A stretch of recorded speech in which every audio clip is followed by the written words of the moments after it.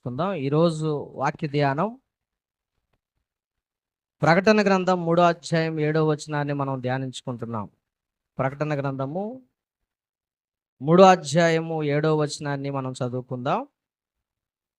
ఈరోజు అంశం ఏంటంటే, దేవుడు నీ జీవితంలో కొన్ని తలుపులు ఎందుకు మోస్తాడు? దేవుడు నీ జీవితంలో కొన్ని తలుపులు ఎందుకు మోస్తాడు అనే దాని గురించి మనం నేర్చుకోబోతూ ఉన్నాం. చూడండి, ప్రకటన గ్రంథం 3వ అధ్యాయం 7వ వచనాన్ని మనం చదివితే, ఫిలదెల్ఫియాలో ఉన్న సంఘపు దూతకు ఇలాగ రాయుము, దావీదు తాళపు చెవి కలిగి ఎవడును వేయలేకుండా తీయువాడును, ఎవడును తీయలేకుండా వేయువాడునైనా సత్య స్వరూపియగు పరిశుద్ధుడు చెప్పు సంగతులేవనగా, నీ క్రియలను నేను ఎరుగుదును, నీకున్న శక్తి కొంచెమై ఉండినను నీవు నా వాక్యమును గైకొని నా నామం ఎరగననలేదు.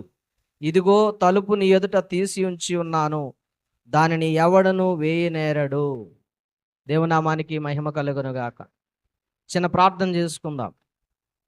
పరిశుద్ధుడా, ప్రేమగల తండ్రి, చదివినటువంటి వాక్య భాగము నాయన ప్రభా మాకు అర్థమయ్యే రీతిలో మీరు బోధించమని ప్రార్థన చేస్తూ ఉన్నాం. వినుటకు చెవులను, గ్రహించుటకు మనస్సును మీరు దయచేయండి. నాయన ప్రభా, ప్రియులైన బిడ్డలందరికీ నీ వాక్యము ఆహారము ఆత్మీయంగా వారు భుజించుటకు మీరు శక్తిని మీరు దయచేయమని ప్రార్థన చేస్తూ, మీరే మహిమ, మీరే ఘనత ప్రభావాలు పొందుకోమని మా ప్రభును రక్షకుడైన యేసుక్రీస్తు నామములో ఈ ప్రార్థన అడుగుతున్నాము తండ్రి. ఆమేన్, ఆమేన్. అందరికీ వందనాలండి. అందరూ బాగున్నారా? సంతోషంగా ఉన్నారా? మంచిదండి. ఈరోజు దేవుని వాక్యాన్ని విందాం. ఇక్కడ దేవుడు నీ జీవితంలో ఎందుకు తలుపులు మోస్తాడు? మన జీవితంలో తలుపులు అంటే అర్థం ఏంటంటే, మనకు కనపడుతున్నటువంటి డోర్స్ కాదండి. తలుపులు అంటే అవకాశాలు, ఆశీర్వాదాలు. దేవుడు మనకి ఇవ్వవలసినటువంటి ఆశీర్వాదాలు కానీ, మనకి ఇవ్వాల్సినటువంటి అవకాశాలు కానీ ఎందుకు దేవుడు మోస్తాడు, ఎందుకు వాటిని మన దగ్గరికి రానికుండా ఆప్ చేస్తాడు అనే విషయాన్ని ఈరోజు దేవుడు మనతో మాట్లాడబోతూ ఉన్నారు. ప్రియమైన దేవుని సంగమా, ఒకసారి గమనించండి. తలుపు దేవుడు వేస్తే తాళం ఎవరి దగ్గర ఉంది? దేవుని దగ్గర ఉంది. వేయటానికైనా తీయటానికైనా ఎవరికి అవకాశం ఉందంటే దేవునికి మాత్రమే. అందుకనే నిన్ను ఆశీర్వదించాలన్నా, నీకు అవకాశం ఇవ్వాలన్నా, నిన్ను ఎదిగింపజేయాలన్నా, లేకపోతే నాశనం చేయాలన్నా, ఏది చేయాలన్నా కూడా ఎవరి చేతిలో ఉందంట? దేవుని చేతిలో ఉంది. కాబట్టి ఇక్కడ అంటున్నాడు చూడండి, ఫిలదెల్ఫియాకు రాసినటువంటి సంఘానికి రాస్తూ ఆయన ఏమంటున్నాడు ఇక్కడ, దావీదు తాళపు చెవి కలిగి ఎవడను వేయలేకుండా తీయవాడును, ఎవడను తీయలేకుండా వేయువాడునైనా సత్య స్వరూపియగు పరిశుద్ధుడు చెప్పు సంగతులు. ఎవరు చెప్తున్నారంటే ఈ సంగతులు? ఎవడు వేయలేనివా తీయలేడు. ఆయన వేస్తే ఎవరు తీయలేరు, ఆయన తీస్తే ఎవరు దాన్ని మూయలేరు. కాబట్టి ఇక్కడ మొట్టమొదటిగా దేవుడు చెబుతున్నటువంటి మాట ఏంటంటే, దేవుడు మనలను ప్రమాదము నుండి, ఎక్కడున్నట? మనల్ని ప్రమాదం నుండి కాపాడటానికి కొన్ని అవకాశాలను మూసేస్తాడు, కొన్ని తలుపులు మూసేస్తాడు. మనల్ని ప్రమాదంలోనికి పోనీకుండా కొన్ని తలుపులు ఏం చేస్తాడు? దేవుడు మూసివేస్తాడు. ఎందుకంటే అందులోకి నువ్వు వెళితే, ఆ అవకాశం నీకు ఇస్తే, ఆ యొక్క తలుపు తెరిస్తే నువ్వు మరణానికి దగ్గర అవుతావు, రక్షణ లేని జీవితంలో ఉంటావని తెలుసు. కాబట్టి దేవుడు ఆ అవకాశాన్ని మూసేస్తాడు. అప్పుడు మనం అనుకుంటాం మంచి అవకాశం మనకు వచ్చింది, కానీ దేవుడు దాన్ని ఎలనీయకుండా చేశాడు అనుకుంటాం మనం. కానీ ఎందుకు ఎలనీయకుండా చేశాడంటే, అది మన క్షేమం కొరకే. దేని కొరకంట? మనం ప్రమాదంలో పడకుండా ఆ తలుపుని దేవుడు మూశాడు, అవకాశాన్ని దేవుడు మూశాడు. ఎందుకంటే అందులోకి పోతే మనకు ప్రమాదం అని చెబుతుంది దేవుని వాక్యం. కాబట్టి బైబిల్లో ఒక ఉదాహరణ మనం చూద్దాం. బైబిల్ గ్రంథంలో ఒక ఉదాహరణ చూద్దాం, ఎలాగ దేవుడు ప్రమాదం నుండి దేవుడు రక్షిస్తాడు. ఒకవేళ ఆ ప్రమాదం ఉందని చెప్పినా కూడా దేవుని మాట లెక్క చేయకుండా మనం గనక ఆ ప్రమాదంలోనే పడాలని, ఆ అవకాశమే మనకు కావాలని, ఆ ఆశీర్వాదమే మనకు కావాలని పరిగెత్తామనుకోండి, దేవుడు ఏం చేస్తారంట, వెళ్ళమంటాడు, కానీ మరణానికి మనం అప్పచెప్పబడతాం. కాబట్టి ఇక్కడ చూడండి ప్రియమైన దేవుని బిడ్డలారా, సంఖ్యాకాండంలో 22వ అధ్యాయము 22వ వచనం నుండి 35వ వచనం వరకు చదివితే అక్కడ బిలాము అనే ప్రవక్త ఉన్నాడు. ఎవరండి ఆయన? బిలాము అనే ప్రవక్త ఉన్నాడు. చూడండి, ఒకసారి మీరు చదవండి, ఇంటికి వెళ్ళిన తర్వాత చదవండి, కొన్ని విషయాలు చూడండి. నేను చెబుతూ ఉండగా బిలాము అనే ప్రవక్త ఉన్నాడు. ఈ బిలాము అనే ప్రవక్తని బాలాకు రాజు అయినటువంటి బాలాకు అనే ఒక రాజు, ఆయన ఏం చేశాడంటే, ఇదిగో ఆశ్రయించబడిన వారిని శపించమని పిలుస్తూ ఉన్నాడు. ఈ బిలాము అనే ప్రవక్త ఏది చెబితే అది జరిగేది. ఆ కాలంలో ఆయన దేవుడు ఏదైతే ఆయన నోటికిచ్చి ఇది నువ్వు ప్రకటించు, ఇది నువ్వు చెప్పు అంటే అది ఖచ్చితంగా దేవుడు ఆ ప్రజల మధ్య జరిగించేవాడు ఆ విషయాన్ని. అలాంటి ప్రవక్త దగ్గరికి వచ్చి దేవుడు ఇక్కడ బాలాకు రాజు ఏమంటున్నాడంటే, నువ్వు నా పక్షమున ఈ ప్రజల్ని నువ్వు శపించాలి అని చెప్పి పిలుస్తూ ఉన్నాడు. అప్పుడు ఆయన ఏమంటున్నాడు తెలుసా? ఇదిగో నేను దేవుణ్ణి అడిగి నీ దగ్గరికి వస్తానని చెప్పి దేవుని సన్నిధిలోకి వెళ్ళి దేవుణ్ణి అడిగితే దేవుడు అంటున్నాడు, నువ్వు వెళ్ళొద్దు అన్నాడు. ఏమని చెప్పాడు? నువ్వు వెళ్ళొద్దు, ఆశీర్వదించబడిన వారిని శపించడానికి నువ్వు వెళ్ళొద్దు అని దేవుడు చెబుతున్నాడు. కానీ ఈయనేమంటున్నాడు, మళ్ళీ ఒకసారి కనుక్కుంటానంటున్నాడు దేవుణ్ణి. ఏమంటున్నాడు? ఎందుకో తెలుసా? వాళ్ళు వెండి బంగారాలు తీసుకొచ్చారు. ఏం తీసుకొచ్చారు వాళ్ళు? వెండి బంగారాలు తీసుకొచ్చారు, వజ్ర వైడూర్యాలు తీసుకొచ్చారు, ధనధాన్యాలు తీసుకొచ్చారు. ఇవన్నీ తీసుకొచ్చి చూపించి, అయ్యా మా పక్షమున నువ్వు వచ్చి వీళ్ళని శపించు. ఇప్పుడు ఈ రోజున చాలామంది డబ్బు తీసుకొని ఆశీర్వాదాలు ఇస్తున్నారు, శాపాలు కూడా ఇస్తున్నారు. ఏమండి? డబ్బు తీసుకుంటే ఆశీర్వాదం, డబ్బు లేకపోతే శాపం. ఇవి ఇచ్చేవాళ్ళు ఉన్నారండి ప్రియమైన దేవుని బిడ్డలారా. కాబట్టి ఇక్కడ ఆయన అంటున్నాడు, ఇదిగో ఇది తీసుకొని నువ్వు వాళ్ళని శపించాలంటే ఆ డబ్బు చూసి ఆయనకు ఆశపుట్టు అంటాడు, మళ్ళొకసారి దేవుణ్ణి అడుగుతా నేను ఇల్లు అంటున్నాడు. అంటే ఆయన అంటున్నాడు, దేవుడు అంటున్నాడు, నువ్వు వెళ్ళనే వద్దు అంటున్నాడు. వెళ్ళొద్దు, నా ప్రజలను మరి ఆశ్రయించబడిన వారిని నువ్వు శపించొద్దు అని దేవుడు ఖచ్చితంగా చెబుతుంటే ఈయన మళ్ళీ ఏమంటున్నాడు, అయ్యా వెళ్ళొచ్చా అని అడుగుతూ ఉన్నాడు. ఏమండి? కొంతమందికి ఒకసారి చెప్తే నాటిద్దండి, 2 సార్లు చెప్తే నాటిద్దా? ఎన్నిసార్లు చెప్పినా వాళ్ళు మరణం అవ్వాలి, ప్రమాదంలోకి వెళ్ళాలనుకున్న వాళ్ళని మనం ఎంతకాలం లాగినా వస్తారా? నరకానికి పోతారమ్మా. దేవుని సన్నిధికి రండి, ప్రార్థన చేసుకోండి, ఆశీర్వదించబడతారు. దేవుని సన్నిధికి రండి, దేవుని ఆరాధించండి, దేవుని సన్నిధి మీ ఇంట్లో ఉండాలి, ప్రార్థన చేసుకోండి అమ్మా అంటే వింటారా? చాలామంది వినరు. బాధ కలిగినప్పుడు, శ్రమ కలిగినప్పుడు ఏం చేస్తారంటే దేవుని దగ్గరికి వెళుతూ ఉంటారు. ఇక్కడ అంటున్నాడు చూడండి, ఈ యొక్క బిలాము దేవుని దగ్గర అడిగి ఇక ఎట్లయినా తప్పదని చెప్పేసి గాడిదెక్కి వెళ్తా ఉన్నాడు అనమాట. దేని మీద ఎక్కి వెళ్తున్నాడు? గాడిదనెక్కి వెళ్తా ఉన్నాడు. గాడిదనెక్కి వెళ్తా ఉన్నప్పుడు గాడిద ముందు నడవట్ల పొలంలోకి పారిపోయింది. ఎందుకు పారిపోయిందో తెలుసా? ఎదర ఖడ్గం పట్టుకున్నటువంటి ఒక దూత నుంచుందనమాట. ఖడ్గం పట్టుకొని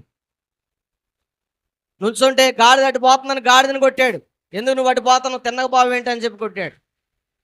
మళ్ళీ ఏం చేసింది? ఆ గాడిద వెళ్తా ఉంది. అప్పుడు మరలా ఆయన సందులో నిలబడ్డాడంట అక్కడ. ఏమండి? ఖడ్గం పట్టుకొని దేవదూత ముందు నుంచుంటే ఎట్ట వెళ్ళిద్దండి గాడిద? మరలా కొట్టాడంట దాన్ని, గాడిదని 3 సార్లు కొట్టాడంట గాడిదని. ఎన్నిసార్లు కొట్టాడండి? ఇప్పుడు గాడిదకి నోరిచ్చాడంట దేవుడు. ఏమిచ్చాడు? గాడిదకి ఏమిచ్చాడు? నోరిచ్చాడు. గాడిద ఎక్కడన్నా మాట్లాడటం చూసారా మీరు? ఏమండి? గాడిద ఎక్కడన్నా మనుషులతో మాట్లాడినట్టు చూసారా? గాడిద అసలు మాట్లాడిద్దా? గాడిద నోరు తెసి అంటుందంట, ఎందుకు నన్ను కొడుతున్నావు? నేను నీకేం చేశాను? ఎన్నోసార్లు నా మీద ఎక్కించుకొని ఎన్నోసార్లు తిప్పాను, ఎప్పుడైనా నేను ఇలా చేశానా? ఎందుకు కొడుతున్నావు నన్ను అని అడిగిందంట. అడిగితే సమాధానం చెబుతున్నాడు, నువ్వెందుకు సరిగా పోవట్లేదు అంటే అప్పుడు దేవుడు ఆయన కనులు తెరిచాడంట. ఏం తెరిచాడు? కనులు తెరిస్తే ఏం కనపడుతుంది ఎదురుగా? దేవుని దూత ఖడ్గం పట్టుకొని ఉంది. ఎన్ని మార్లు చెప్పినా నువ్వు మాట వినట్లేదు కదా, ఎన్ని మార్లు చెప్పినా నువ్వు మాట వినట్లేదు కదా, మరి మాట వినకపోతే ఇంకేం చేయాలి? దేవుని దూత అంటుంది, నిన్ను చంపేయాలి అసలు, నువ్వు మాట వినట్లేదు అంటుంది. మరి నేను వెనక్కపోనా? ఇక నేను వెళ్ళను, నేను చెప్పనులే, నేను వెనక్కి తిరిగి అని చెబుతూ ఉన్నాడు ఆయన బిలాం. అంటే అప్పుడు అన్నాడు, నువ్వు వెళ్ళు, కానీ నా ప్రజలను శపించొద్దు. నువ్వు వెళ్ళు, కానీ నా ప్రజలను ఆయన పక్షాన నువ్వు వారిని శపించొద్దు అని చెప్పి దేవుడు చెప్పాడు. ఏమండి, ఎంతో మందికి దేవుడు చెబుతూ ఉన్నాడు, ఎన్నోసార్లు గద్దిస్తున్నాడు, ఎన్నోసార్లు సంఘంలో హెచ్చరికలు జరుగుతూ ఉన్నాయి, అయినా మన జీవితం మారట్లేదు. బిలాములాగే మన జీవితం మారట్లేదు. అందుకే ఆశీర్వాదాలు దేవుడు మనకు రాకుండా ఆప్ చేస్తూ ఉన్నాడు. అవకాశాలు దేవుడు మనకు కల్పించకుండా ఆప్ చేస్తున్నాడు, మూసివేస్తున్నాడు. కారణం ఏంటో తెలుసా? మన జీవితంలో అవకాశాలు ఎందుకు రావట్లేదంటే మనం చేసినటువంటి దేవుడు మాట వినకపోవటం వలనే, దేవుడు మాట వినకపోవటం వలనే ఈ సంభవిస్తూ ఉన్నాయి. అందుకనే ఇక్కడ అంటున్నాడు కదా, ఆయన ఏం చేశారంట, కొన్ని అవకాశాలు మనకి మంచిగా కనిపిస్తాయి కానీ మన ఆత్మీయ జీవితానికి మంచివి కాదంటాయి. కొన్ని అవకాశాలు ఎలా ఉంటాయి? మంచిగా ఉంటే మనకి, కానీ అవి ఆత్మీయ జీవితానికి మంచివి కాదని చెబుతుంది దేవుడు. ఒక ఆయన 20,000 కట్టిన పాస్టర్ గారు అని అడిగాడు నన్ను. దేనికి? ఒక ప్రాజెక్ట్ ఉంది, 20,000 కడితే మీకు ప్రతిరోజు 750 రూపాయలు వస్తాయి పాస్టర్ గారు అని చెప్పాడు. ఎంత వస్తుంది అని చెప్పాడు? ప్రతిరోజు 750 వస్తే నెల అయ్యాలకే మీకు మీ డబ్బులు మీకు వస్తే, ఇక ప్రతిరోజు అంటే సంవత్సరం పొడుగుని మీకు వచ్చాయని మీకేనండి అని చెప్పాడు. నేను ఎంత ఎదిగినా నాకు డబ్బులు దొరకలా కట్టడానికి. ప్రయత్నం చేసా కడదామని నేను కూడా. మరి వాళ్ళ మాటలు విన్నప్పుడు అట్టే ఉంటుంది, కట్టాలనిపించి అనండి, కట్టాలనిపించి తిరిగా నేను కూడా 20,000 దొరికితే ఎంత ప్రయత్నం చేసినా దేవుడు ఇవ్వలా. దేవుడు ఎందుకు ఇవ్వట్లా నాకు అని చెప్పి అనుకున్నా మనసులో. ఏమండి, ఎవరైనా అనుకుంటారు కదా. అయితే అలా అనుకున్నప్పుడు దేవుడు ఏం చెబుతున్నాడంటే, దానివల్ల ప్రమాదం ఉంది నాకు. ఏముంది? ఆ డబ్బు పోతాని సంగతి దేవుడికి తెలుసు. అందుకని డబ్బు ఎక్కడా పుట్టకుండా చేశాడు దేవుడు. వాళ్ళు కట్టారు, 1,00,000 రూపాయలు బాగొట్టుకున్నారండి. ఎన్ని రూపాయలు? 4 రోజులు కట్టారు, డబ్బులు వచ్చినాయి. మరలా తిరిగి కట్టారు వస్తాయని. ఇక ఆ డబ్బులతో వాళ్ళు చక్కగా వెళ్ళిపోయారన్నమాట, ఆ కంపెనీ లేపేసుకొని. కాబట్టి ప్రియమైన దేవుని బిడ్డలారా, దేవుడు ఏది మంచిదో దాన్ని మన జీవితంలో చేయటానికి అవకాశం ఇస్తాడు. అది ప్రమాదం అని తెలిస్తే మటుకు దాన్ని మూసేస్తాడు దేవుడు. అప్పుడు మనం ఆగిపోవాలి. వినకుండా ముందుకెళ్ళామనుకోండి, వినకుండా ముందడిగేసామనుకోండి, మన జీవితానికి ఏముందంట? ప్రమాదం ఉందని చెబుతున్నాడు దేవుడు. మొట్టమొదటి మాట, మన జీవితంలో దేవుడు కొన్ని తలుపులు ఎందుకు మోస్తాడంటే ప్రమాదాలు వస్తాయి అని. వాటి వల్ల మనకేముంది? ప్రమాదాలు వస్తాయి. ఇమ్మనే ప్రాజెక్ట్ వచ్చింది తెలుసా మీకు? ఇమ్మనే ప్రాజెక్ట్ వచ్చి మా ఇంటికి వచ్చి మా నాన్నగారు అక్కడ కూర్చొని ఉంటే, నాన్నగారి దగ్గరికి వచ్చి, అయ్యగారు 2,000 కట్టండి మీకు 6,000 వస్తాయి అని చెబుతున్నాడు ఆయన. 2,000 కడితే 6,000 ఎట్లా వస్తాయి? ఏమండి, ఎప్పుడన్నా ఆలోచించారా? మనకు ఆశ ఎక్కువ, సంపాదించకపోయినా ఊహనే డబ్బులు రావాలని కోరుకుంటాం. ఏమండి, ఒక విత్తనం ఎత్తే 100 విత్తనాలు కావాలని కోరుకుంటాం. ఎందుకంటే మనం పెట్టింది ఒక విత్తనం అయినా కావాల్సినవి ఎక్కువ కావాలని కోరుకుంటాం. ఎవరైనా అంతే. ఆశ కలిగిన ప్రాణాలు మనవి. ఏం ప్రాణాలంట? ఆశ కలిగిన ప్రాణాలు. 1 రూపాయి ఎత్తే ఏదైనా చేసుకుందాం, 1 రూపాయి ఎత్తే ఏదైనా మరి కొనుక్కుందామని ఆశ ఉంటుంది అని చెప్పి నాన్నగారితో అన్నప్పుడు నేనన్నా, నాన్న మనకు అవన్నీ వద్దని చెప్పి. నేను ఏమని చెప్పా? 2,000 ఎత్తే 6,000 వచ్చేది మనకు అవసరం లేదు, మనకు అంత ఈజీ సంపాదన అవసరం లేదని చెప్తే 4-5 సార్లు తిరిగాడు ఆయన మా ఇంటికి. తిరిగిన తర్వాత 1 నెల తర్వాత వాళ్ళని పట్టుకొని జైల్లో వేశారు. ఎక్కడ వేశారండి? కొంతమంది పాస్టర్ గారు గేదెల కాడ దాక్కున్నారు, అడవులో వారిపోయారు. ఎందుకంటే సంఘంలో కట్టించారు డబ్బులు అందరితో. ఎంత ప్రమాదమో తెలుసా ప్రియమైన దేవుని బిడ్డలారా? అంటే ప్రమాదాన్ని దేవుడు మనకి ఆలోచన ఇచ్చినప్పుడు, జ్ఞానం ఇచ్చినప్పుడు దాన్ని ఆపు చేయాలి. అక్కడ ముందుకెళ్ళకూడదు. ఇక బిలాముతో దేవుడు చెప్పాడు. ఎన్నిసార్లు చెప్పాడు? 2 సార్లు అడిగాడు. ఆయన వెళ్ళి సన్నిధిలో కూర్చొని మోకరించి, అది చేయొచ్చా చేయకూడదా ప్రభు అని అడిగాడు. అడిగినప్పుడు ఆయన ఏమన్నాడు? వద్దన్నాడు. వద్దన్నప్పుడు ఏం చేయాలా? వద్దన్నప్పుడు అరవకుండా మౌనంగా ఉండాలా. మౌనంగా ఉండకుండా ఏం చేశాడు? గాడిద ఎక్కి చక్కగా వెళ్తున్నాడు. ఎట్లా నేను చేయాలని. దేనికోసం? డబ్బు కోసం. దేనికోసం? ఆశీర్వాదాల కోసం. దేనికోసం? ఈ లోకంలో సంపాదించుకున్న వాటి కోసం పరిగెడుతున్నాడు. కానీ దేవుడు దాన్ని మూసేశాడు. వద్దు, వెళ్ళొద్దు, ప్రమాదం ఇక్కడ రక్షణ లేదు, ఆ రక్షణ లేనటువంటి దాంట్లోకి నువ్వు వెళ్ళొద్దు అని చెప్పి దేవుడు అక్కడ అది మూసేశాడు. అయినా కానీ బిలాము ఆయన దేవుని మాట వినలేదు. ఈరోజు చాలామంది బిలాము లాంటి వారు ఉన్నారు. దేవుని మాట లెక్క చేయకుండా వారికి నచ్చిన అనుసారంగా ఇష్టానుసారంగా జీవించే వాళ్ళు ఉన్నారు. ఉన్నారా లేరండి? అలా అనుసరించే వారికి ఖచ్చితంగా మరణమే, నాశనమే అని చెబుతుంది దేవుని వాక్యం. కాబట్టి దేవుడు మనల్ని ప్రమాదం నుండి కాపాడటానికి కొన్ని తలుపులు ఏం చేస్తారంట? మూసివేస్తాడు. కొన్ని తలుపులు మూసివేస్తాడు. అలాగే మన జీవితంలో చూడండి, ఎదురయ్యే సమయంలో కొన్ని తలుపులు మూసివేయటం మంచిదే. ఎందుకంటే అరే ఈ అవకాశం వచ్చింది, మనకు రాలేదు, పక్కన వాళ్ళు టీవీ కొనుక్కున్నారు, ఫ్రిడ్జ్లు కొనుక్కున్నారు, అన్నీ కొనుక్కున్నారని చెప్పుకుంటాం. కానీ అది ప్రమాదం. ఏంటట? అది ప్రమాదం అని చెప్పి దేవుడు దాన్ని మూసేసినప్పుడు మరలా దాని జోలికి మనం వెళ్ళకూడదు. రెండో మాట ఏంటంటే, దేవుడు సరైన సమయం వచ్చే వరకు తలుపు మూసే ఉంచుతాడు. ఏం చేస్తారంట? మన జీవితంలో మనం ఎదగటానికి అవకాశం కావాలన్నప్పుడు సరైన సమయం వచ్చేంత వరకు కూడా దేవుడు ఏం చేస్తాడు? ఆ అవకాశాన్ని మూసుంచుతాడు. అది మన మధ్య తెరవడాయన. ఎందుకంటే నువ్వు ఎదగాలంటే సరైన సమయం రావాలి. సరైన సమయం రాకపోతే మనం ఎదగలేం. అర్థమవుతుందండి? చూడండి, ఇక్కడ యేసేపు జీవితాన్ని ఒకసారి మనం చూద్దాం బైబిల్ గ్రంథంలో. మీరు ఇంటికి వెళ్ళిన తర్వాత ఒకవేళ అవకాశం ఉంటే 37వ అధ్యాయం నుండి 41వ అధ్యాయం వరకు చదువుకోండి. యేసేపు జీవిత చరిత్ర ఉంటుంది అక్కడంతా కూడా. యేసేపు జీవిత చరిత్ర ఆదికాండం 37వ అధ్యాయం నుండి 41వ అధ్యాయం వరకు చదువుకుంటే యేసేపు జీవిత చరిత్రను దేవుడు రాయించాడు. 41వ అధ్యాయము 39 నుండి 41 వరకు ఒకసారి చదువుదాం. 41వ అధ్యాయము ఆదికాండము 41వ అధ్యాయము 39 నుండి 41వ వచనం వరకు ఒకసారి మనం చదువుదాం. మరియు ఫరో, దేవుడు ఇదంతా నీకు తెలియపరిచాడు గనుక నీ వలే వివేకగా జ్ఞానం కలిగిన వారు ఎవరూ లేరు. నీవు నా ఇంటి అధికారివై ఉండవలెను. నా ప్రజలందరూ నీకు విధేయులై ఉందురు. సింహాసనం విషయంలో మాత్రమే నేను నీకంటే పైవాడునై ఉందునని యేసేపుతో చెప్పాను. చాలండి. అసలు యేసేపు ఎలాంటి వాడు? ఒక బానిసగా వచ్చినవాడు. ఎక్కడికి? ఫరో దగ్గరికి ఒక బానిసగా వచ్చినటువంటి వ్యక్తి. అతడు తన భార్యని ఏదో అన్నాడని భార్య అతని మీద నెపం మోపినప్పుడు ఆయన తీసుకెళ్లి చెరసాల్లో వేశారు. ఎక్కడ వేశారండి? చెరసాల్లో వేశారు. బంధకానలో ఉంచారు. బాధలు పెట్టారు, ఇబ్బందులు పెట్టారు. అయితే దేవుడు ఆయన్ని కళలకు భావాలు చెప్పే జ్ఞానం ఇచ్చాడు దేవుడు.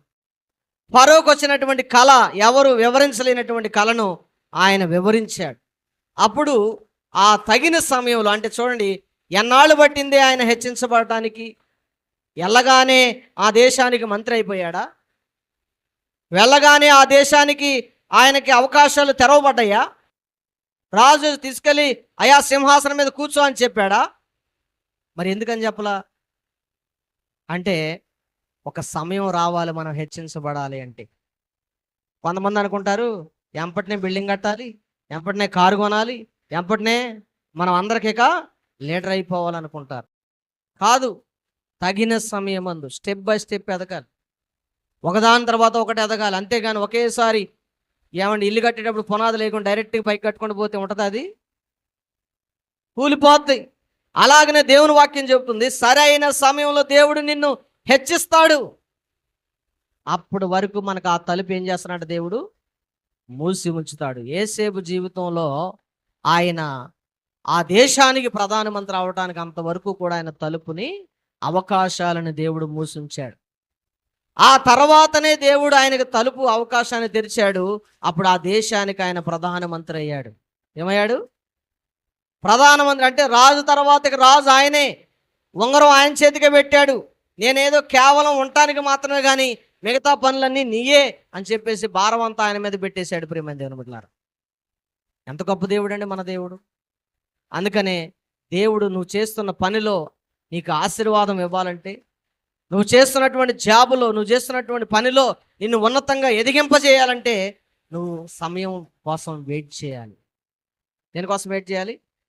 ఎంపటినే మనకు అవకాశాలు రావు, కానీ దేవుడిచ్చినంత వరకు మనం వెయిట్ చేస్తే దేవుడిచ్చే అవకాశం ఎలా ఉంటుందో తెలుసా? గొప్పగా ఉంటుంది, ఉన్నతంగా ఉంటుంది, ఆశీర్వాదకరంగా ఉంటుంది ప్రియమైన దేవుని బిడ్డలారా. అందుకనే దేవుని వాక్యం చెప్తుంది, మన జీవితంలో దేవుడు ఎందుకు అవకాశాలు మోస్తాడో తెలుసా? ప్రమాదం రాకుండా మొట్టమొదటిది. రెండవది ఏంటంట? సరైన సమయం కోసం దేవుని కోసం మనం ఏం చేయాలంటే సరైన సమయం కోసం ఎదురు చూడాలి. అప్పుడు ఎదురు చూసినప్పుడు దేవుడు ఖచ్చితంగా మనకి ఆ సమయానికి మనల్ని ఏం చేస్తాడంటే దేవుడు హెచ్చిస్తాడు, ఒక ఉన్నతమైన స్థితిలోకి మనల్ని హెచ్చిస్తాడు. మూడో మాట చూద్దాం ప్రియమైన దేవుని బిడ్డలారా. చూడండి, అపోస్తల కార్యం 16వ అధ్యాయము 6 నుండి 10 వరకు. అపోస్తల కార్యములు 16వ అధ్యాయము 6 నుండి 10 వరకు మనం చదువుదాం. అపోస్తల కార్యములు 16వ అధ్యాయము 6 నుండి 10 వరకు చూడండి. ఆసియాలో వాక్యం చెప్పడానికి వెళ్ళాడంటే ఎవరో? పౌలు గారు. చెప్పకూడదని పరిశుద్ధాత్మదేవుడు ఆయన్ని ఆటంకపరిచాడు. కృపయాలో వెళ్ళిరి. మాసిదోనియా ఏంటంటే అది మాసిదోనియాకు వచ్చినప్పుడు ప్రయత్నం చేశారు, కానీ దేవుని యొక్క ఆత్మ వారిని వెళ్ళనీయలేదు. చూడండి, కొన్నిసార్లు మనం పరిచర్య చేయాలని కొన్ని ప్రాంతాలకు వెళ్ళాలని అనుకుంటాం, కానీ వెళ్ళలేము. ఎందుకు వెళ్ళలేము తెలుసా? మంచి మార్గములో వెళ్ళాలని మనం ప్రయత్నం చేస్తాం, కానీ దేవుడు దాన్ని ఆ తలుపు మూస్తున్నాడు. ఎందుకంటే దేవుడు మంచి మార్గం చూపడానికి ఒక తలుపు మోస్తాడు. ఎందుకంటే ఇక్కడ ప్రమాదం ఉంది. ఆసియాలో వాక్యం చెప్పడానికి వెళుతున్నప్పుడు పౌలు గారిని దేవుని ఆత్మ ఆటంకపరిచింది, నువ్వు ఇక్కడ చెప్పొద్దు, ఇక్కడ చెబితే ఇక్కడ వారు వినరు అని చెప్పి దేవుని ఆత్మ అక్కడ ఆటంకపరిచి వారిని మాసిదోనియాకి తీసుకెళ్ళింది దేవుని వాక్యం చెప్పడానికి. ఏమండి, మంచి మార్గం చూపిస్తాడు దేవుడు ఎప్పుడైనా కూడా. అంటే ఎందుకు మంచి మార్గం చూపడానికి ఆయన తలుపు మోస్తాడో తెలుసా? ఇక్కడ ఎందుకు చెప్పొద్దు అన్నాడు? అక్కడ ప్రమాదం ఉంది. అక్కడ ఎందుకు చెప్పొద్దు అన్నాడు? అక్కడ సమయం కాదు, ఆ సమయంలో చెప్పడానికి అక్కడ వీలు పడదు. అందుకని ఆయన ఎక్కడ తీసుకెళ్ళిందంట? మాసిదోనియా ప్రాంతానికి తీసుకెళ్ళింది దేవుని వాక్యం చెప్పడానికి. అందుకనే దేవుడు మన జీవితంలో కొన్ని తలుపులు ఎందుకు మోస్తారంటే మంచి మార్గంలోకి నడిపించడానికి. అర్థమవుతుందండి? మంచి మార్గంలోకి నడిపిస్తాడు దేవుడు. ఆ మార్గాన్ని మనం ఎన్నిక చేసుకోవాలి. దేవుని మార్గంలో నడవటానికి వాక్యం అనేది మనం ఆధారం చేసుకోవాలి. పరిశుద్ధాత్ముడి మీద ఆధారపడాలి. పరిశుద్ధాత్మ సహాయాన్ని తీసుకోవాలి. ప్రార్థన చేసుకోవాలి. ప్రభువా, నేను వెళ్ళటం నీకు ఇష్టమేనా? సువార్త ప్రకటించడం నీకు ఇష్టమేనా? దేవుని కోసం నేను నీ కోసం పని చేయటం నీకు ఇష్టమేనా ప్రభువా? ఇదిగో నేను చెప్తున్న మాటలు వీళ్ళు వినట్లేదయ్యా.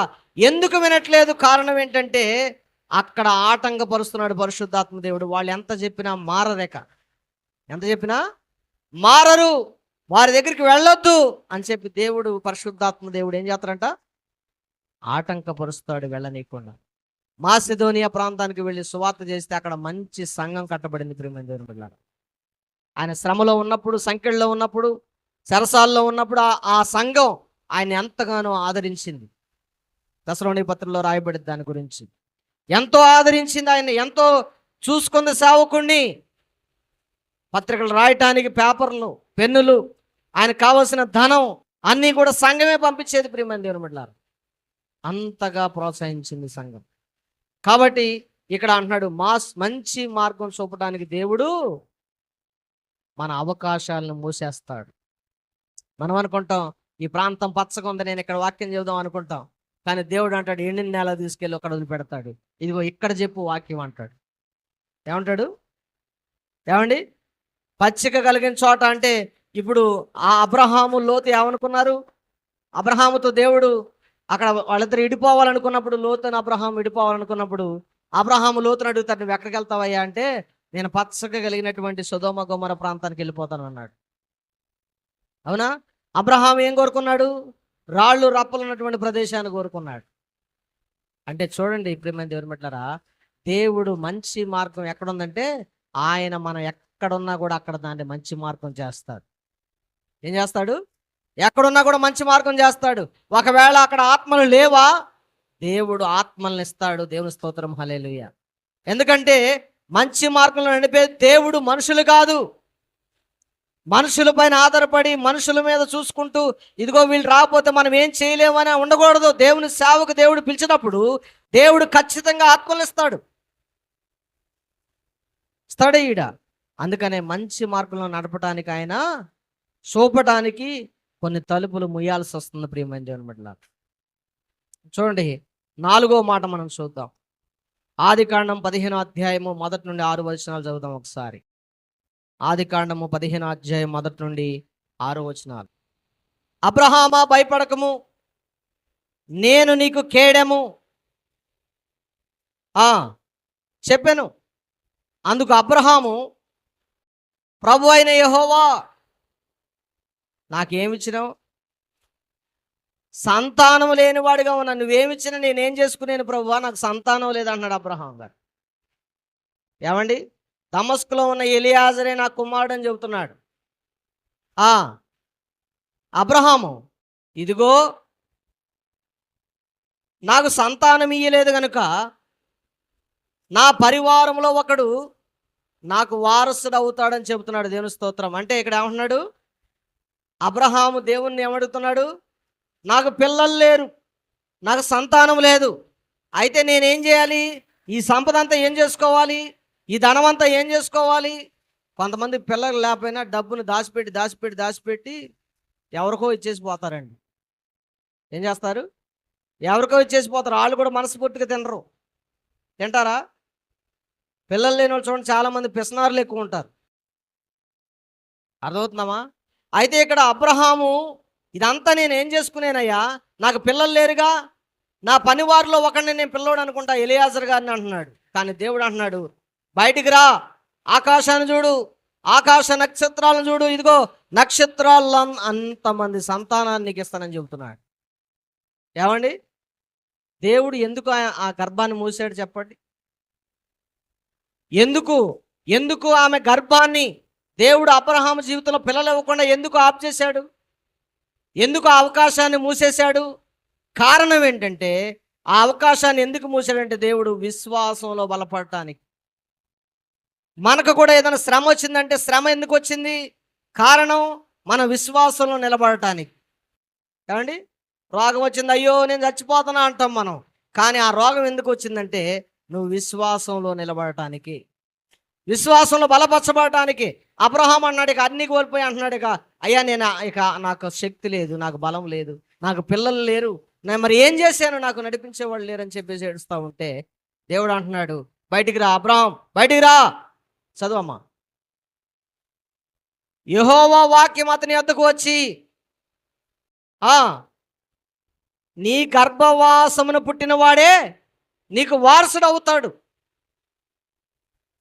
వెలుపలకు ఆయన తీసుకొని వచ్చి ఆకాశం వైపు చూపించి, నక్షత్రము లెక్కించడానికి నీ వల్ల అయితే అబ్రహాం లెక్కిస్తావా?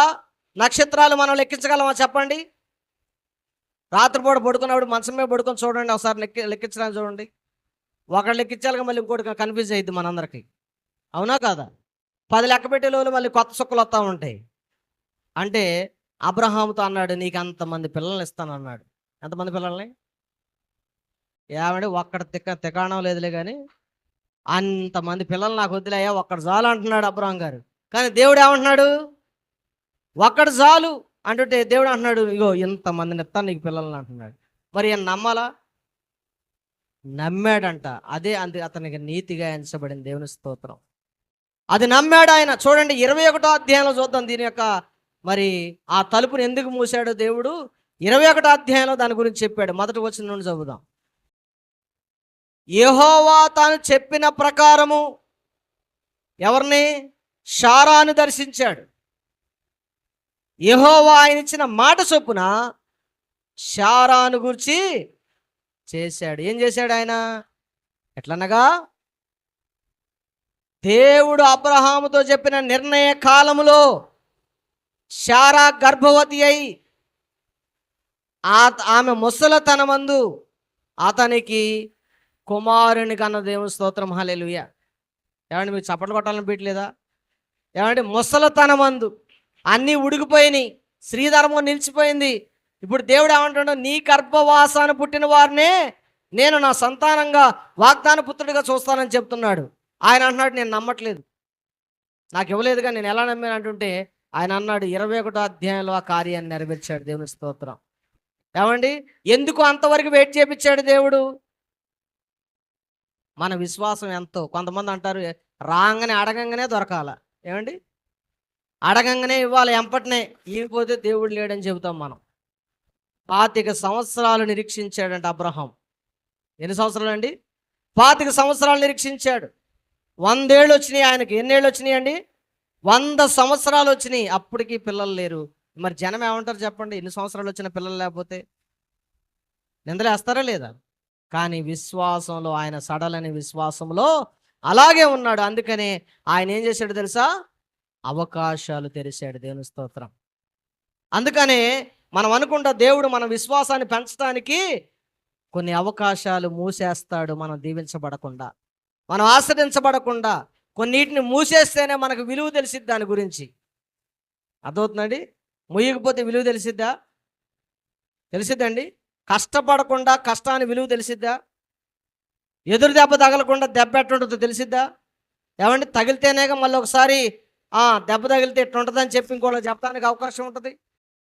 అంటే విశ్వాసంలో బలపడటానికి దేవుడు కొన్ని అవకాశాలను మూసివేస్తాడు. ప్రేమ దేవుని బిడ్డల. నెక్స్ట్ మాట, లాస్ట్ మాట మనం చదువుకుందాం. యోహాను సువార్త 11వ అధ్యాయంలో మీరు ఇంటి దగ్గరికి వెళ్ళి చదవండి. చాలా ఈ అధ్యాయం మొత్తం కూడా చదవండి. 1 నుండి 44 వచనాల్లో చెప్పబడుతున్న మాట ఏంటంటే, దేవుడు తన మహిమ కొరకు కొన్ని తలుపులు మోస్తాడు. ఎట్లా తెలుసా? లాజరు చనిపోయాడు. లాజరు మార్తా మరియల కుటుంబానికి దేవుడు వెళ్ళాల్సిన ఆయన వెళ్ళకుండా ఆలస్యం చేశాడు. ఆయన చనిపోయినప్పుడు 4 దినాలు అయిందంట ఆయన వెళ్ళకి. ఎన్ని దినాలు అయింది? అప్పటికే ఆయన సమాధి కార్యక్రమం అయిపోయింది, అన్నీ అయిపోయినాయి. ఇప్పుడు మార్తో చేయమంటుంది, అయ్యా నువ్వు ఉంటే బాగుండేదే, నా తమ్ముడు చనిపోయాడు, సమాధిలో కూడా పెట్టేశాం, శవం కూడా కూలిపోయి ఉంటుంది ఇక అని చేసి చెప్తా ఉన్నాం. ఇప్పుడు దేవునికి మహిమ రావాలంటే ఆలస్యం జరగాల వద్దా? ఏమండి దేవునికి మహిమ రావాలంటే మన వెంటనే జరిగితే మహిమే ఉంది. ఆయన వచ్చి ఎంపటిని లాజరు లే అని చెప్తే మహిమ ఉంటుందా? సమాధిలో కుళ్ళిపోయిన శవం లేచి వస్తే మహిమ ఉంటుందా? చెప్పండి. ఏమండి 40వ వచనం చదవండి ఒకసారి. అందుకు యేసు, నీవు నమ్మిన ఎడలా, మార్తతో దేవుడు అంటున్నాడు, నువ్వు నమ్మిన ఎడలా దేవుని మహిమను చూస్తావు, నేను నీతో చెప్పలేదా అని ఆమెతో చెప్పిన. దేవుని స్తోత్రం. హల్లెలూయా. ఎప్పుడైతే ఆ మాట అన్నాడో సమాధి దగ్గరికి వెళ్ళి కన్నీళ్లు విడిచి ప్రార్థన చేసి దేవుని మహిమ కొరకు ఎప్పుడైతే ప్రార్థన చేశాడో 44వ వచనం నుండి 44 దాకా చదువుకుంటూ వెళితే ఆయన అంటాడు, లాజర్ని బయటికి రమ్మని పిలుస్తాడు. లాజర్ ఎలా వచ్చాడో తెలుసా? ప్రేత వస్త్రములు కట్టబడిన వాడిగా బయటకు వచ్చాడు. ఏమండి మరి ఆలస్యం చేయకపోతే దేవుని మహిమను జనులు చూసేవాళ్ళండి. ఆయన 4 రోజులు వెయిట్ చేసి వచ్చాడు కాబట్టి ఆయన మహిమ వాళ్ళందరూ తెలుసుకున్నారు, ఈయన దేవుడు, దేవుని కుమారుడు అని. ఏమండి అంత గొప్ప మహిమను ఆయన రిలీజ్ చేశాడు. చూడండి, కొన్ని తలుపులు మూయటం వల్ల ఏమేమి అవకాశాలు ఉన్నాయి? ప్రమాదం రాకుండా అవకాశం ఉంది. ఏమండి సమయంలో దేవుడు హెచ్చిస్తాడనేది అవకాశం ఉంది. తర్వాత మంచి మార్గంలో నడిపిస్తాడనే అవకాశం ఉంది. ఏమండి విశ్వాసంలో మనం పెరగటానికి అవకాశం ఉంది. అలాగనే దేవుని మహిమను చూడటానికి అవకాశం ఉంది. ఇన్ని అవకాశాలు ఉన్నాయి ప్రియమైన దేవుని బిడ్డలారా. దేని కొరకు? దేవుడు మన జీవితంలో తలుపు మూస్తే ఒకవేళ, నేను అడుగుతున్నా, మీ జీవితంలో ఏదైనా అవకాశాలు మూయబడ్డాయా? మీ జీవితంలో ఏదైనా తలుపు మూయబడి ఉందా? ఒకవేళ మూయబడి ఉంటే దేవుడు అన్న ఓపెన్ న్యూ డోర్ అని చెప్పండి. అంటే నూతనమైన ద్వారం తెరవమని చెప్పండి. దేవుడు అన్నాడు, ఒక ద్వారం మూయబడితే 3 ద్వారాలు తెరవబడతాయండి. దేవుని స్తోత్రం. ఎన్ని ద్వారాలండి? ఒకవైపు మేలు కలగపోతే 3 ద్వారాలు గుండా దేవుడు మేలు చేస్తాడు. అట్టి దేవుడు మనకున్నాడు ప్రియమైన దేవుని బిడ్డలారా. నమ్ముతున్నారా? విశ్వసిస్తున్నారా? ఈరోజు మనం అడుగుదాం దేవుణ్ణి. ఏమని అడుగుదాం? అయ్యా, నా జీవితంలో మూయబడిన ద్వారాన్ని ఈరోజు తెరవండి. నాకు రావాల్సిన అవకాశాలను ఏదైతే ఉన్నాయో అవి నాకు ఇవ్వండి. ఆ ఆశీర్వాదాలు నాకు దయచేయండి, ఆ మేలును నాకు దయచేయండి అని మనం ప్రార్థన చేద్దాం. అందరూ కూడా మోకరిద్దాం, దేవుణ్ణి అడుగుదాం. దేవుడి ఈ మాటలు దీవించును గాక. ప్రార్థన చేద్దాం. అందరూ కూడా కళ్ళు మూసుకుందాం, ప్రార్థన చేసుకుందాం. ప్రార్థన చేద్దాం. పరిశుద్ధుడా నీకు వందనాలయ్యా, పరిశుద్ధుడా నీకు వందనాలయ్యా.